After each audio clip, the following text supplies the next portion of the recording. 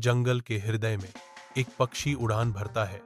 उसके पंख सोने से जगमगाते हैं। चमकीला पक्षी ऊपर से उड़ता है। प्राणी विस्मय में रुक जाते हैं। यह हर प्रशंसा भरी निगाह से खिलता है। यह छोटी चिड़ियों का मजाक उड़ाता है, अपनी कथित श्रेष्ठता में आनंद लेता है। यह सजता है, अपने जीवंत पंखों को इस तरह दिखावा करता है जैसे कि वह सबसे महान हो।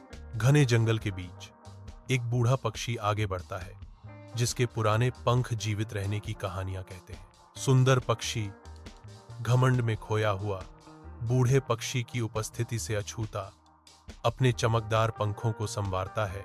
बूढ़ा पक्षी अनुभवी ज्ञान से कहता है, बेटा, सुंदरता भगवान का उपहार है, लेकिन विनम्रता ही असली गहना है। सुंदर पक्षी अपने शब्दों को अनदेखा करता है, जो अपनी ही सुंदरता और श्रेष्ठता की भावना में खोया हुआ है। घने बादल एक भयंकर तूफान का संकेत देते हुए जंगल के आकाश को भयावह रूप से गहरा करते हैं। छोटे पक्षी आश्रय ढूंढते हैं, लेकिन सुंदर पक्षी साहसपूर्वक आंधी के दिल में उड़ान भरता है। तूफान अपना कहर बरपाता है, जो लगातार बल के साथ पक्षी के पंखों को मारता है।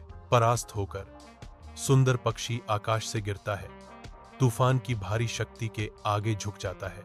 जंगल के बाद एक सुंदर पक्षी घायल पड़ा है, जिसका जीवंत पंख तूफान से मंद पड़ गया है। एक गहन एहसास होता है, केवल सुंदरता ही जीवित रहने की गारंटी नहीं दे सकती।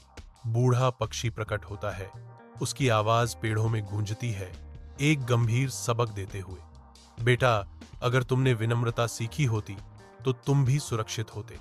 अहंकार हमेशा पतन की ओर ले जाता है। घायल पक्षी पराजित पड़ा है। बूढ़े पक्षी के शब्द गहराई से गूंज रहे हैं। एक सुंदर पक्षी अपना सिर झुकाता है।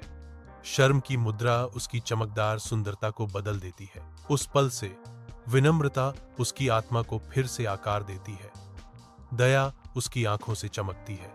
यह अपने पंखों का विस्तार करता है, अब मदद का एक प्रतीक है। विनम्रता की गहन सुंदरता को समझता है।